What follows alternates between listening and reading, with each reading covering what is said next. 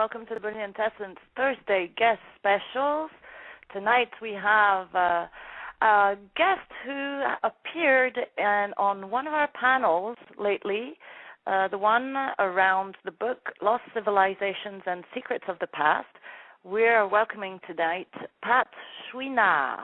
Mr. Chouinard has dedicated himself to the self-study of archaeology, lost civilizations, ancient floods, myths, Atlantology, crop circles, and comparative religions. He is involved with local public television and produced and hosted an award-winning series called Archaeology TV. He interviewed Graham Hancock, Michael Cremo, John Anthony West, some distinguished LDS archaeologists.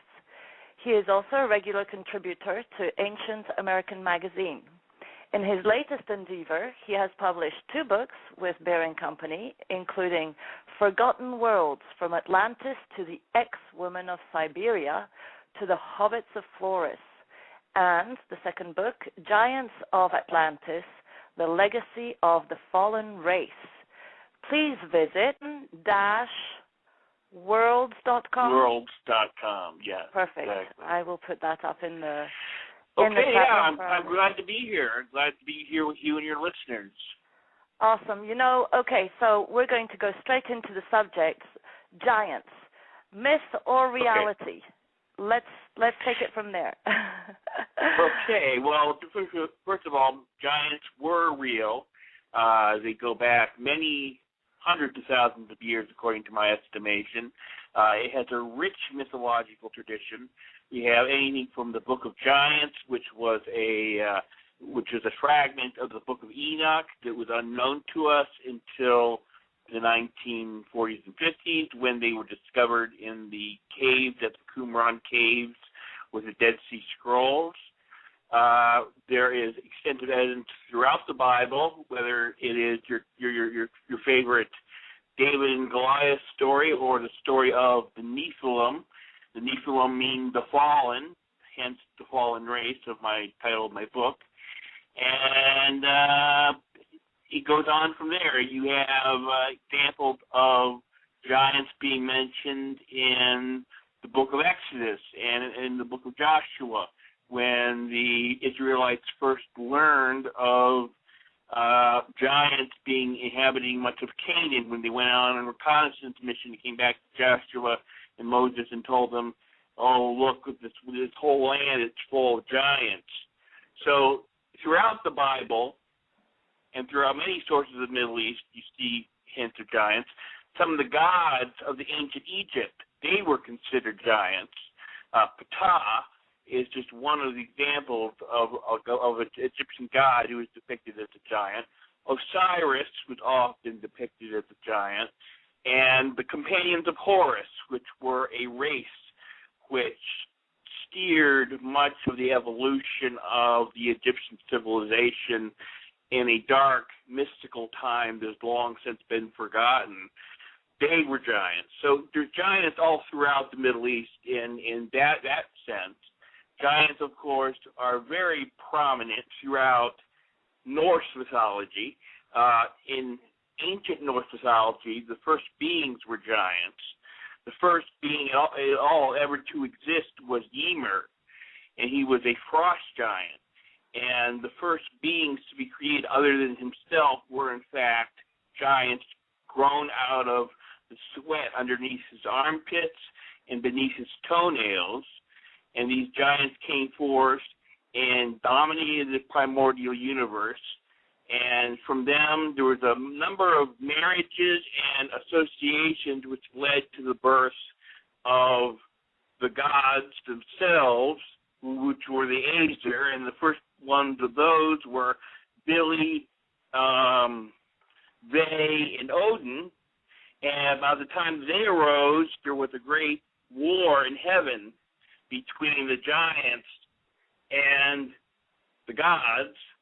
And eventually the gods prevailed. Odin, Billy, and Ve ambushed Ymir. They chopped off his head.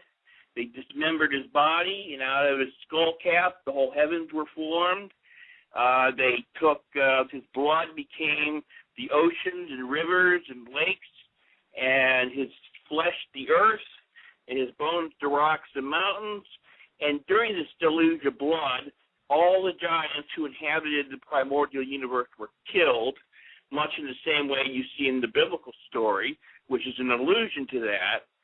And only a gifted few of giants survived this great deluge, and they escaped, and they established a world on Jotunheim.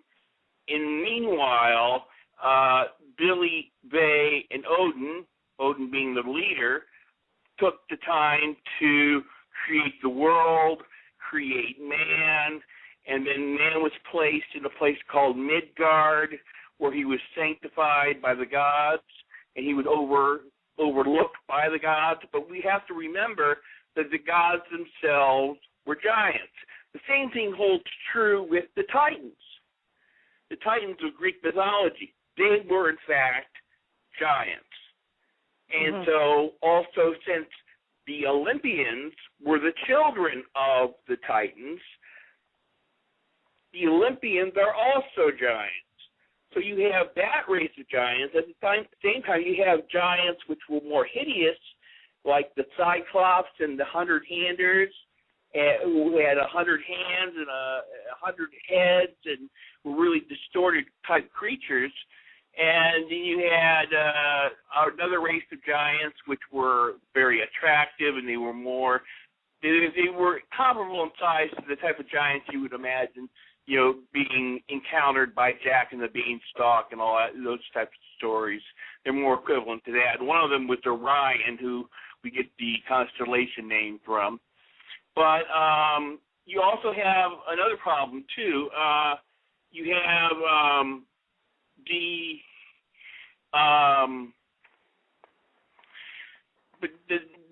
Titans were the founders of Atlantis, historically speaking. The one who created Atlantis was, of course, Atlas. And Atlas, of course, gave his name to this lost continent. And all of the original inhabitants of Atlantis were giants. In fact, Plato called the Atlanteans earthborn. And earthborn directly meant giants because the earth goddess Gaia and the sky god Uranus gave rise to the first race of giants. So any reference to earthborn meant directly to the giants themselves. So it doesn't end there. And you also have an Arabic tradition. You have the Adites. And the Adites were not only extremely large and high stature, but they were also great engineers and great builders. So were the Cyclops. They were great engineers and great builders. And so, in fact, were the Norse giants. As hideous as they were, as monstrous as they were great builders. And in Wagnerian myth, it was the giant Fafnir who built the abode and fortress of the gods on the instigation of the Lord Wotan, who was also the more German version of Odin, which was a Norse god. And you had all these gods were in fact related to giants. And you had a great interrelationship between the gods and the giants. And that's basically, I mean, you even have Fijian giant myths in which a great race of giants once existed, and later when their civilization, which was basically Lemuria, it was called Hevita or Barotu, sunk beneath the ocean, they arose and created the Samoan Islands. So there's a lot of different motifs and mythologies and stories and tales, but they all relate to the same theme. At one time, this world was dominated by a race of giants. Giants, in fact, did walk the earth, mythologically speaking.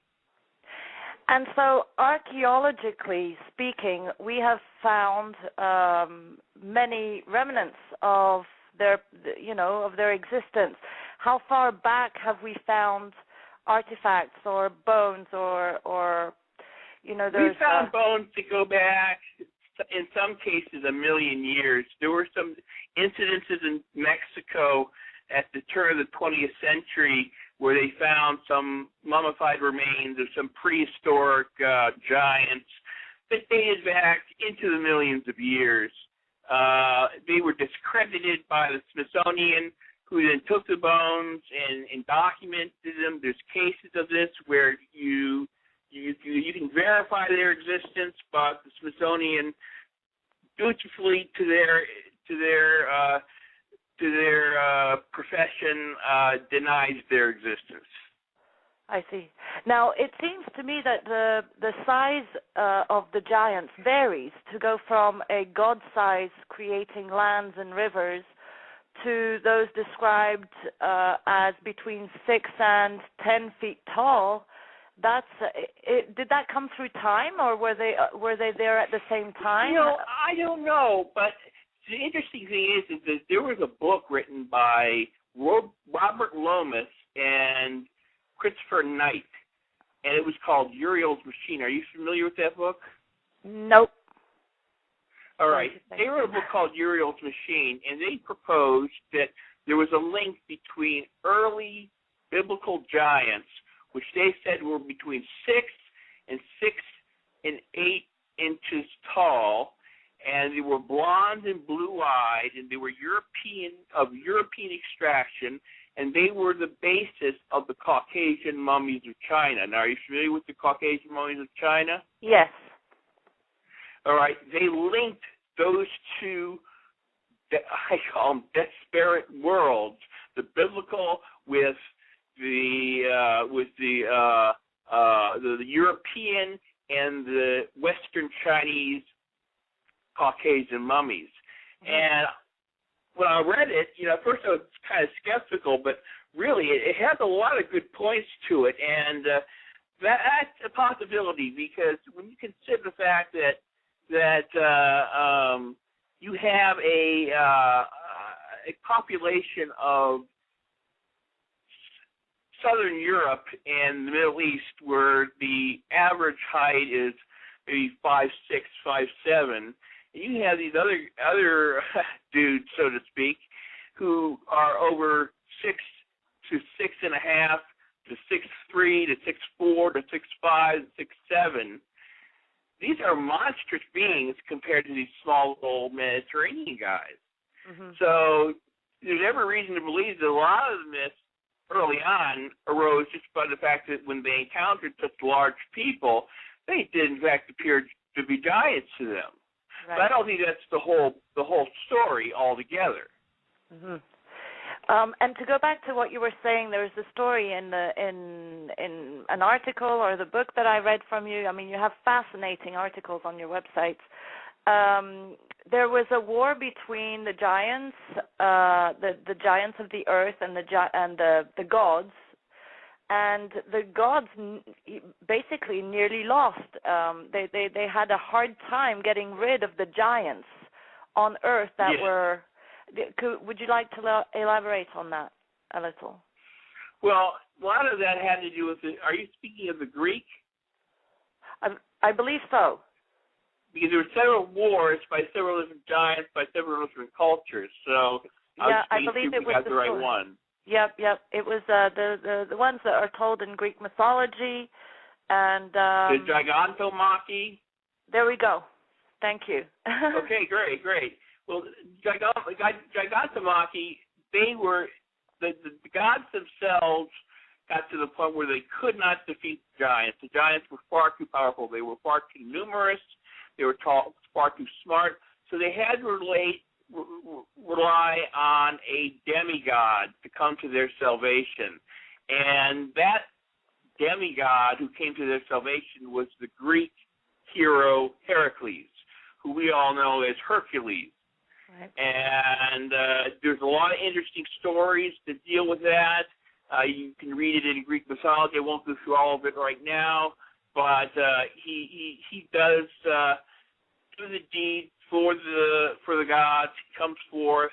He annihilates the gods, and the interesting thing is that one of the gods he annihilates was Aeneas, and Aeneas ended up to be found centuries later in Rome in a burial pit, and they found his tomb, and it's recorded in history to actually be found. And in my book, Giants of Atlantis, I discussed that.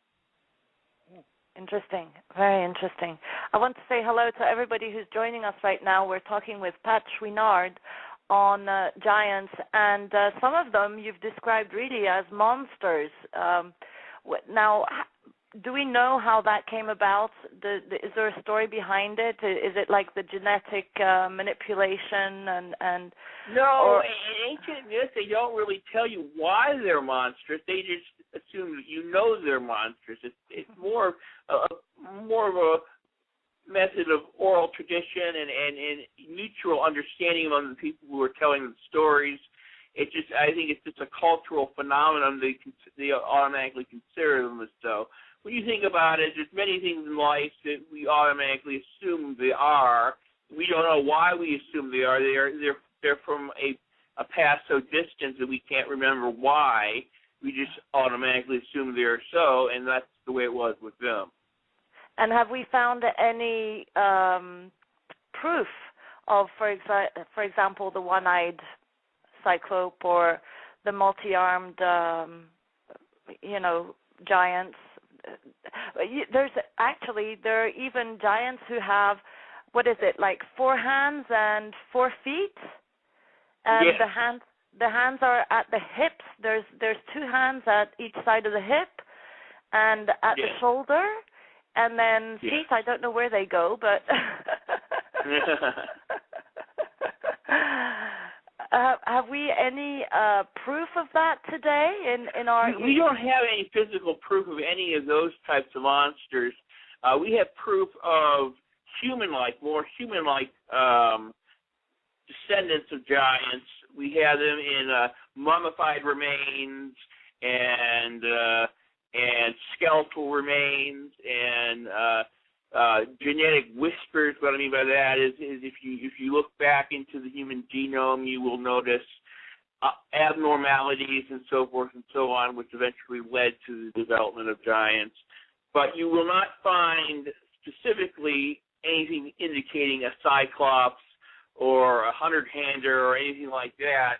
That's strictly mythology, but we can assume only because, the ancients weren't stupid people. Okay, I don't agree with the consensus of mainstream scholars and of course ancient alien scholars, which is kind of odd to clump the two of them together. But they both come from the conclusion that humanity was a primitive, incredulous race with little or no sophistication. Now, the mainstream archaeologists think that it just happened. They just automatically came out of the blue and developed this technology. Ancient alien theorists, on the other hand, they believe that these aliens came down and gave them all the knowledge because they were stupid little beasts of humans. They couldn't come up with this glorious stuff themselves. They had to be told what to do. I think, on the contrary, that our ancestors were highly intelligent, highly developed, highly evolved, with enormous technology, and it was this great cataclysm that happened 12,000 years ago that obliterated all memory of that lost civilization. Right. And like what Graham Hancock says, now it's up to us to come up with that idea. Now, what I think happened was, what was the original question? No, I love it. I got you off track there. What was the original question? No problem. We're just flying with the flow here, and I love it because I have another one. It's like what you're saying is basically makes sense. And I want to go back to the Great Floods because that has a lot to do with giants too. But there came this catastrophic thing on Earth that obliterated basically, 99.9% of human population or population living on Earth, and we had to start from scratch. So what do? We pick up sticks, we build fires, and we reap our corn, etc. So, and today we've come to let's say, do you know if I have so many questions for you, Pat? It's insane. So there's this. I want to be very clear with you because I know that we want to be clear together. One of the questions that I had was, there's a theory that the height of, let's call them humans, okay, people living on Earth, has gone down, and we are right now at the smallest height that's basically ever walked the Earth. What do you? Yes. What do you I think believe about that? No, I think that's absolutely correct. I think humans change all the time. Like, that's what I was trying to say before. I think that we know from our past that we were so advanced that we would not be just writing down senseless doggerel and fantasy, sheer fantasy. I think we would be writing down exactly what we were seeing at the time. I mean, that's what ancient people did.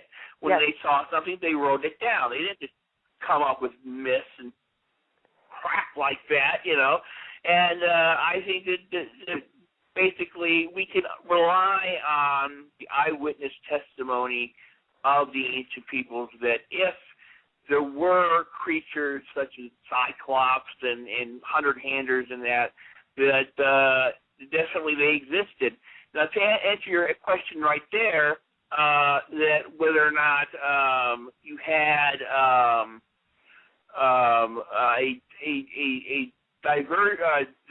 digression of the size of modern humans, that's essentially correct, because we are always evolving, always changing, always altering our bodies in a constant transformation and in a constant change, because that's the essential law of life.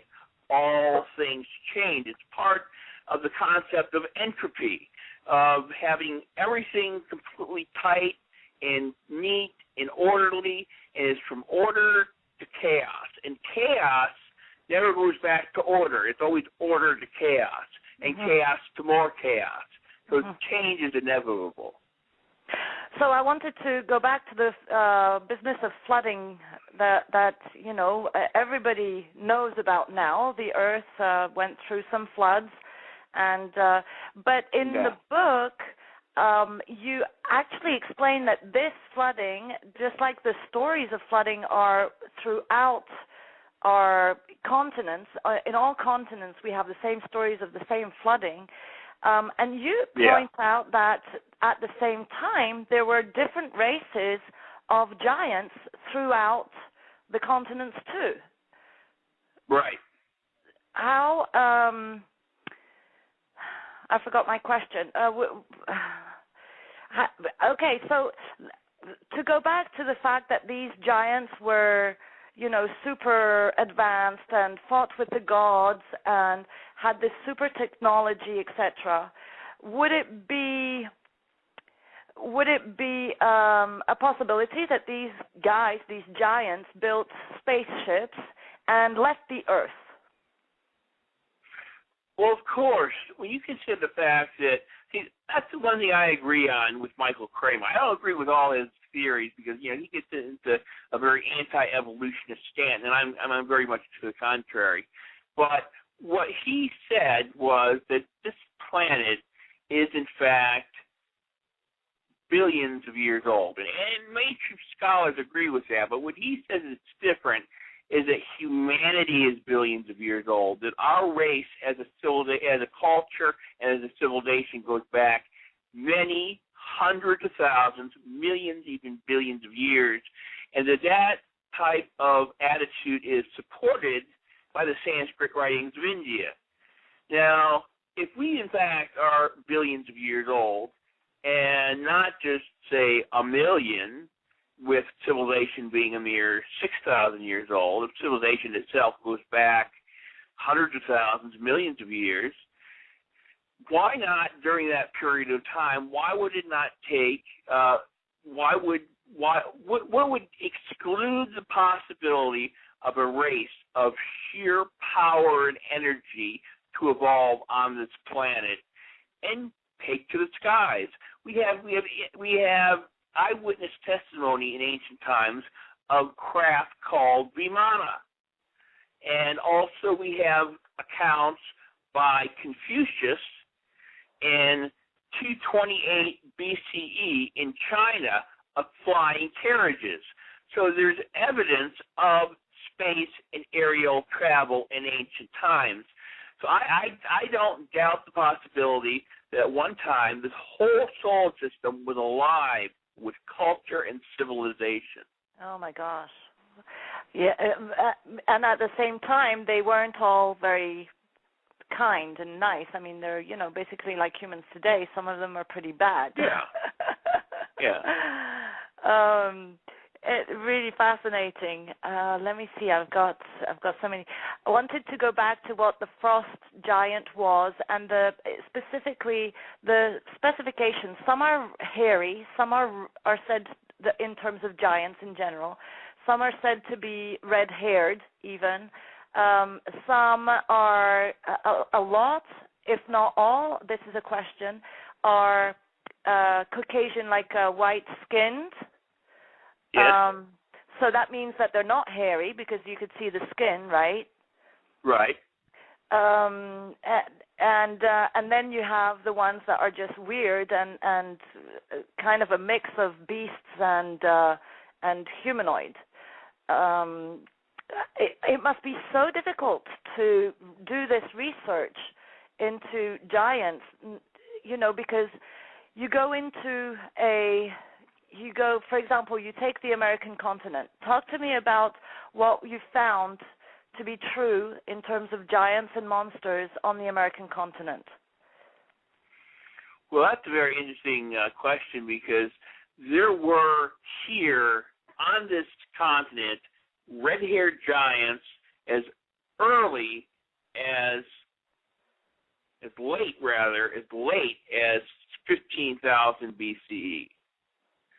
And they existed before the arrival of the Mongoloid tribe. And it was this race of giants, these red-haired giants and these blonde giants, that existed on this continent, that is recorded later on in the midst of Central America and South America and throughout North America of the great white god. Mm-hmm.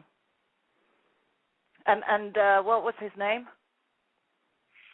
They had numerous names for him. One of them was Viracocha, the other one was Kukulkan, then there was Quetzalcoatl, and there were several others.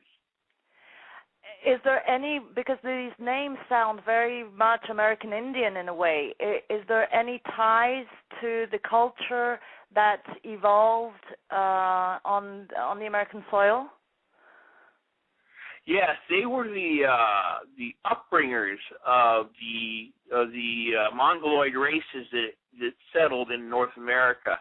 They were the master race, the leading race that civilized and culturified their whole subspecies and gave them the culture that they later raised from nothing into a great system of civilizations. Mm-hmm. And then when we talk of giants, they're at all times there's these dwarfs that come up now, and there's even giants that lived with classic 5 foot 6 feet or maybe smaller men, humans. They lived together, and the giants seemed to be rulers of these men and women, humans. Yes. Do you know anything about how that came to be? I mean, were these giants here and humans here at the same time, or were they? They were. I think giants were here before. See, listen to what I think. All right, Now, first of all, you have to understand about cultural diversity and racial diversity. 12,000 years ago, the racial situation here on this planet was entirely different. There were many more races, there were many more genetic diversity than there is now. Now, I think one of the earliest races to evolve on this planet was a giant race, and I think all humans at one time were, in fact, of giant stature. But about 15,000 years ago, there was a cataclysm. And they're not quite sure exactly what happened. There was a volcano called Turbo that possibly exploded somewhere in the Micronesian area, and that could have wiped out almost the entire human race. When this happened, something happened called a bottleneck, in which most of the cultural diversity of humanity was entirely lost. And when that happened, who came out of that bottleneck were the populations we would recognize today. Does that make sense to you? Yep, absolutely. And I'm just checking in with the chat room. Hello to everyone who has just come in. And there's Quinny. You remember Quinny, my co-host from the panel discussion? Yeah. She says there's stories and images that say that there are old paintings and such depicting that the Holy Family was part of the hairy giants. What do you know about that? She says some of the paintings show they had the red hair and may relate to, and I was going to relate it to the Sasquatch folk and the Sasquatch, Bigfoot, Yeti. Now, what Holy Family is she referring to? She's referring to Jesus Christ, Joseph, and Mary. I probably, or perhaps is it Well, Abraham? I don't think that Jesus was a part of the giant group. I think they could have had red hair, but that was more of a racial thing, and it was basically a regular human racial trait. I think that they were probably unusual populations of Near Eastern Semitic groups that happen to have red hair. You look at Jewish people today, and there are red-haired Jewish people. Mm-hmm. So if they were Jewish, they had red hair, they obviously, came from that group. I don't think that that's any evidence that they were giants in any means. I'd like to see the paintings that she's talking about, and it could be, again, related more to Abraham. And talking of which, related but unrelated, in the book you say Western European explorers, and notably Magellan. I'm not sure I'm pronouncing it right. Magellan, sorry.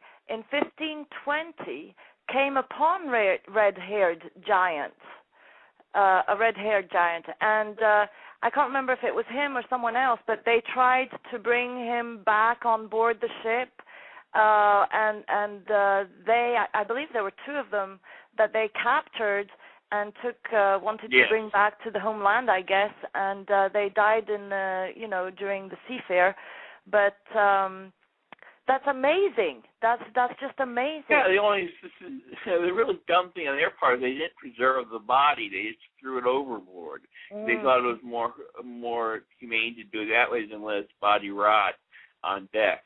Right, of course, yes. It would save. But they would have preserved the body. They would have had something to go with, but they decided not to do that, and that was a real dumb thing. They didn't think of those things in those days. Yeah, well, it's if they died of disease of some sort, I'm sure they were kind of freaked out and wanted that off the ship. Yeah, probably. Oh my gosh! So I really want to figure out what this frost giant. Why do we call it the frost giant? What does that mean? Is it just because of the icicles under the armpit?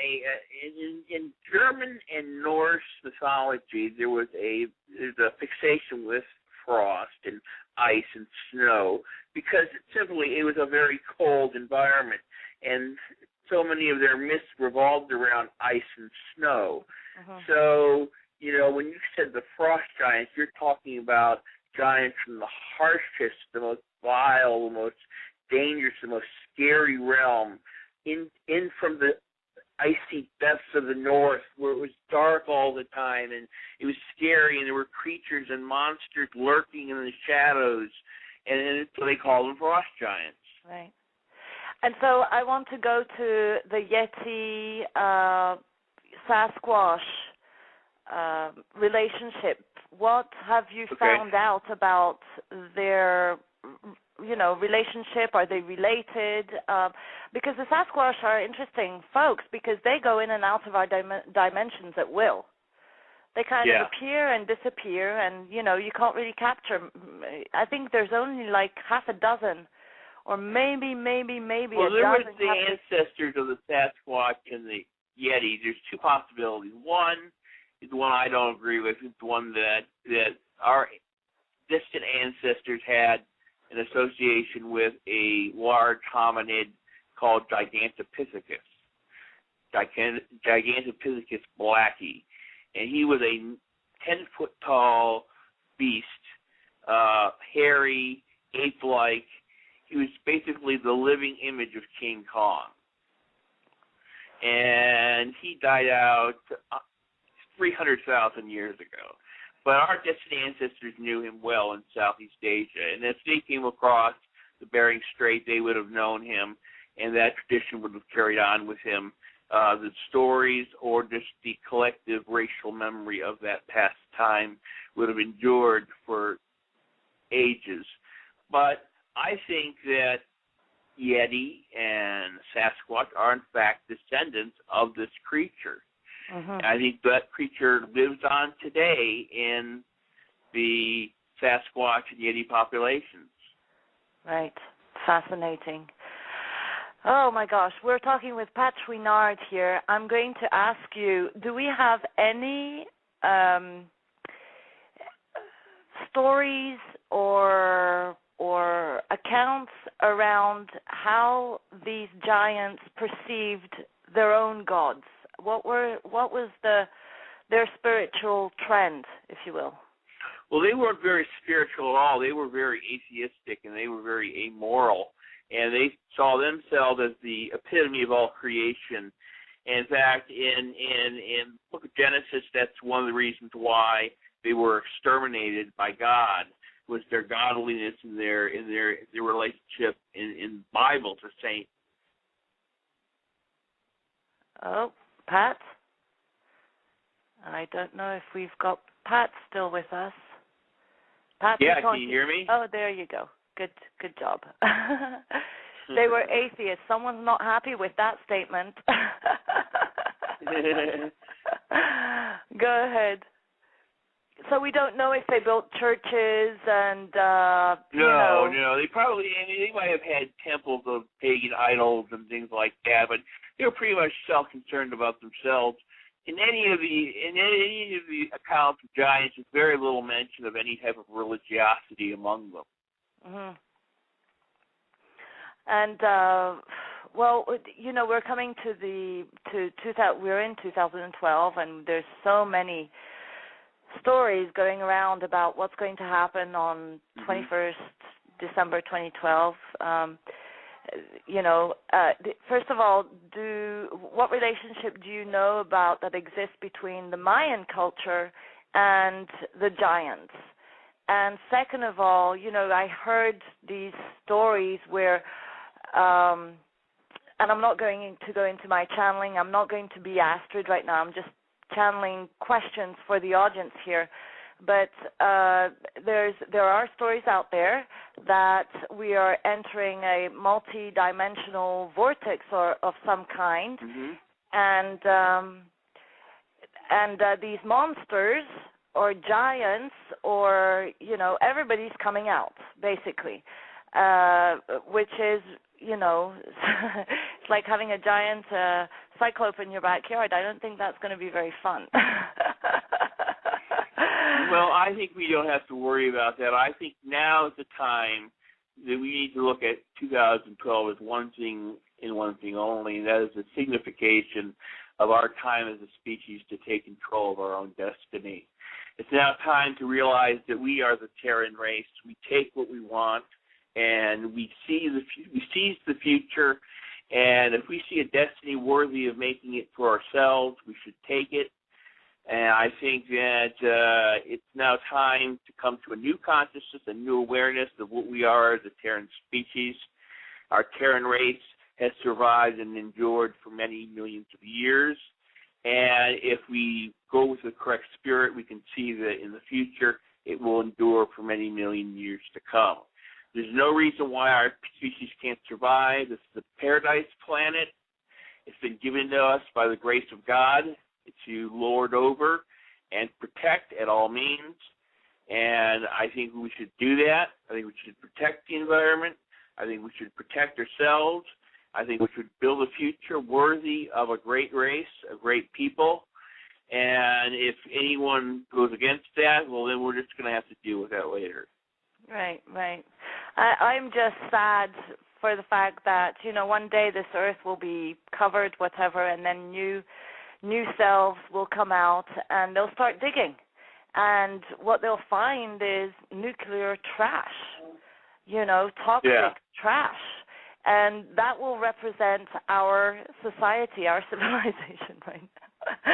It's That's kind of ridiculous. That's a good reason why we should take a good look at what we're doing to the planet and decide that we're not going to stand for that under any means. We're not going to let the politicians tell us what to think and then go after them and listen to their propaganda that they spill out like fluid out of a well, just so we can sit back and say, gee, you must be right. I think I'm going to vote for you. I mean, we're in a time right now in this country where we're getting to vote for another president.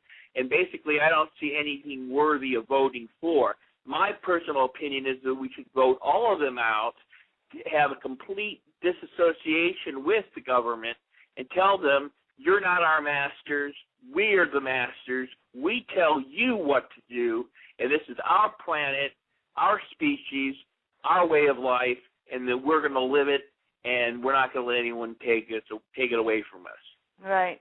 And that really holds true in America, where people don't vote that much. I mean, I was telling you earlier, I come from a French background. In France, it's not just a duty; it's a responsibility to vote. Yeah, it's your voice, and all the visitors that come to Paris when there's strikes on, but that is the way that the people talk to their government. And I see just, sometimes I see at this corner of a street like half a dozen people picketing. I'm like, what are they doing? And my husband says they're picketing. And I said, well, what? That's going to make a difference? It makes a statement, but it doesn't make a difference. I think people should come together more. And that's exactly right. There should be a common strength. We should yoke each other's strength, so to speak. We should come together as one species, one people, and that's what we have to keep in mind. We're not just French. We're not just American. We're not just Russian. We're not just Chinese. We're not just Iranian. We are one species. We have a common heritage on this planet. And it is thicker and stronger and more voracious than anything that any individual country can claim is theirs.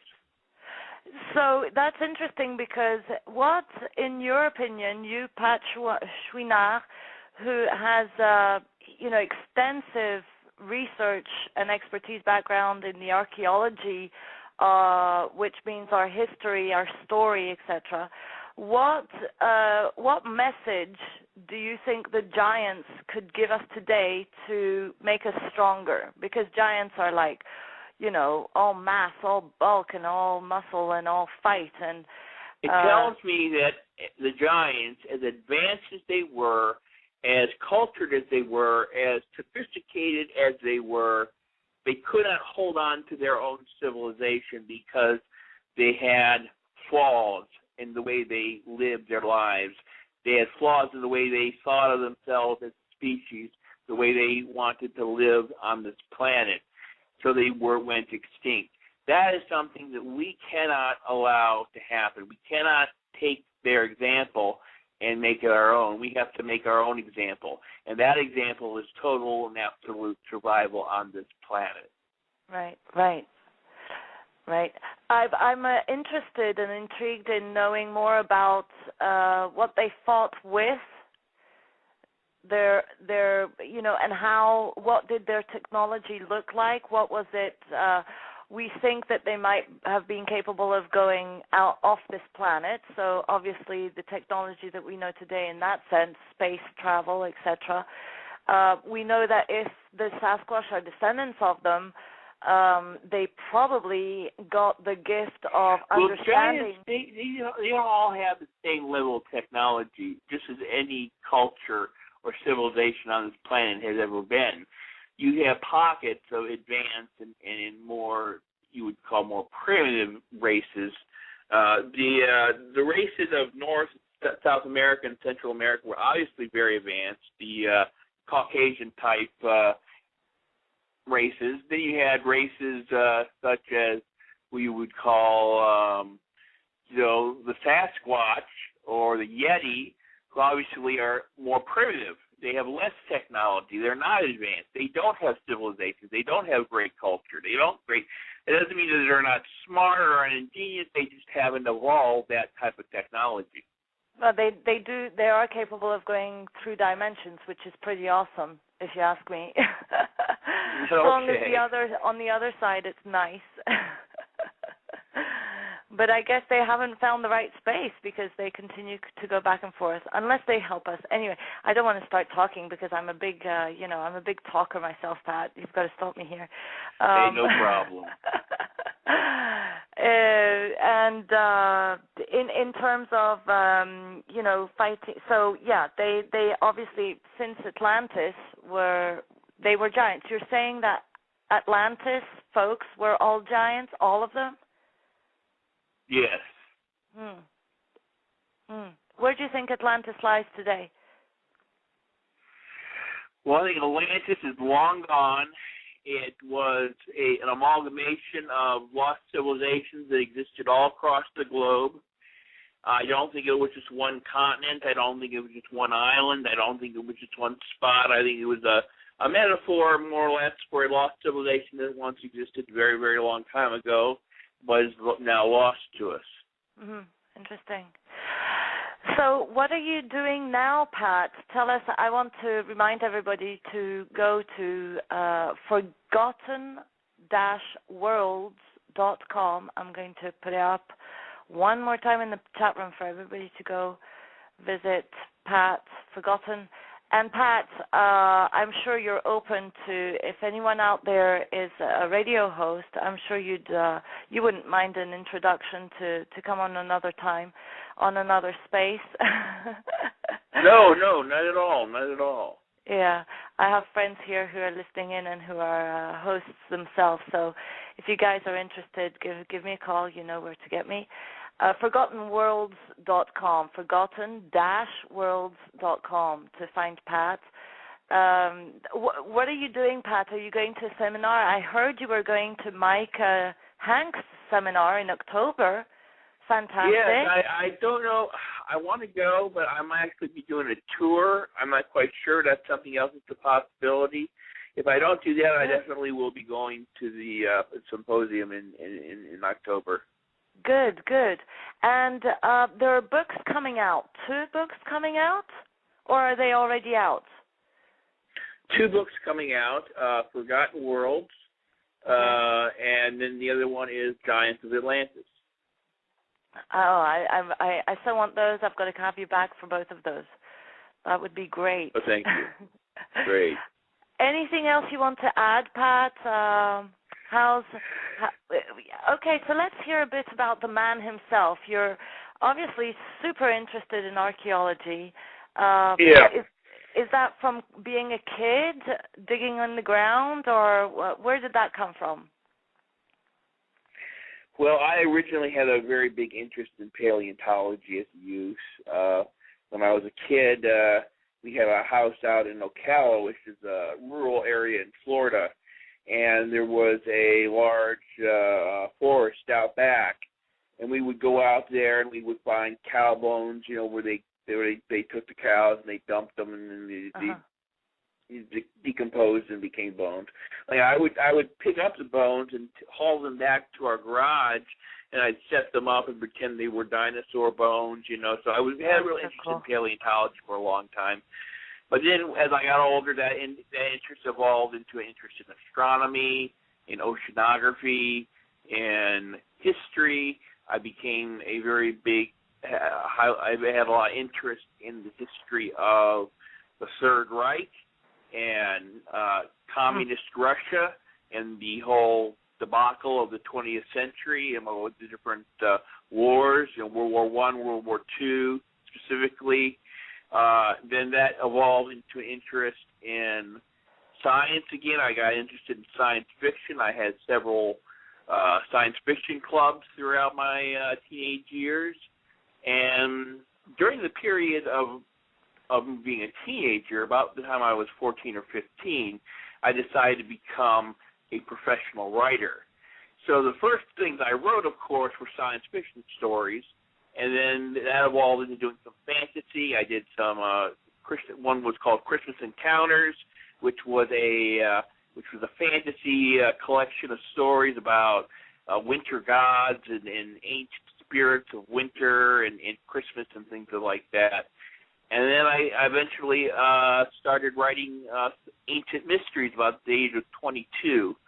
And throughout that period, I started to really concentrate on archaeology. I got involved with public access and did an archaeology TV show. I did an archaeology magazine called the New Archaeology Review. Now I'm doing a magazine called Forgotten Worlds after my book. So I got involved at an early time in my early 20s dealing with a lot of the archaeological material, and it just went from there. And I want to share the fact that, Pat, you haven't had it easy because you do have a condition that's more than common these days, unfortunately. But it's at the time during my upbringing anyway, people with I don't know how you say it in English, but it's ADHD, I believe. Oh, yes. ADDH or ADHD, I can't remember. But anyway, yes. It's a challenging condition to learn to focus. It's extremely challenging for people like you to focus. And it's remarkable the work that you've done with this condition. So anyone out there who, thinks they can't do it because they have that, look at Pat. He's doing it, and he's shining, guys. How did you live that condition for yourself? Well, I won't get into it really. It was very difficult in my youth, especially socially, and how I got along with my peers, and and my mother was a very protective mother, and she controlled a lot of my life, so it was very difficult when I was young, getting out and doing the things that normal kids did, and because of that, I turned to myself and my own ingenuity and my own passion for what I loved most about life and what I loved most about culture and civilization, and I took it from there. Right. And that's what I love about, meeting people, is to realize that everything that happened to them or for them is part of the structure of their life when they start to share and give. It's the backbone. It's the it's the muscle that got tightened to expand the heart more outwards. I just love that. And again, I'm not going to go start channeling, but Pat, it was absolutely fabulous having you on. I could go on and on. I've got more questions for you, but I'm sure I'll see you on one of the shows soon. Keep us updated. Come back for your new books, please. Which steered much of the evolution of the Egyptian civilization in a dark, mystical time that's long since been forgotten, they were giants. So there's giants all throughout the Middle East in that sense. Giants, of course, are very prominent throughout Norse mythology. In ancient Norse mythology, the first beings were giants. The first being at all ever to exist was Ymir, and he was a frost giant. And the first beings to be created other than himself were, in fact, giants grown out of the sweat underneath his armpits and beneath his toenails. And these giants came forth and dominated the primordial universe. And from them, there was a number of marriages and associations which led to the birth of the gods themselves, which were the Aesir. And the first ones of those were Billy, Ve, and Odin. And by the time they arose, there was a great war in heaven between the giants and the gods. And eventually the gods prevailed. Odin, Billy, and Ve ambushed Ymir. They chopped off his head. They dismembered his body, and out of his skull cap, the whole heavens were formed. They took his blood, became the oceans and rivers and lakes, and his flesh the earth, and his bones the rocks and mountains. And during this deluge of blood, all the giants who inhabited the primordial universe were killed, much in the same way you see in the biblical story, which is an allusion to that. And only a gifted few of giants survived this great deluge, and they escaped, and they established a world on Jotunheim. Meanwhile, Billy, Ve, and Odin being the leader, took the time to create the world, create man, and then man was placed in a place called Midgard.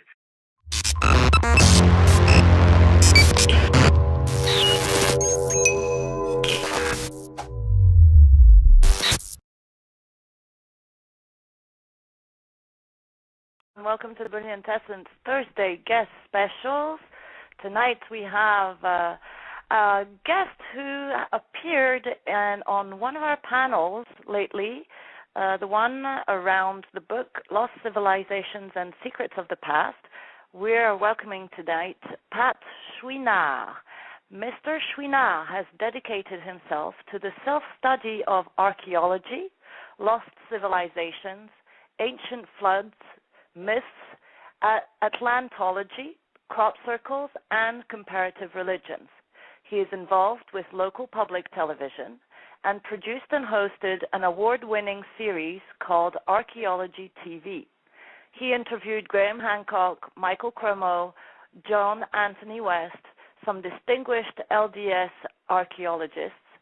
He is also a regular contributor to Ancient American Magazine.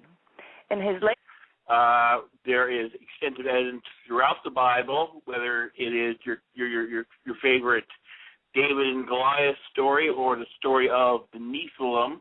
The Nephilim mean the fallen, hence the fallen race of my title of my book. And it goes on from there. You have examples of giants being mentioned in the book of Exodus and in the book of Joshua, when the Israelites first learned of giants inhabiting much of Canaan, when they went out on a reconnaissance mission and came back to Joshua and Moses and told them, oh, look, this whole land is full of giants. So throughout the Bible and throughout many sources of the Middle East, you see hints of giants. Some of the gods of the ancient Egypt, they were considered giants.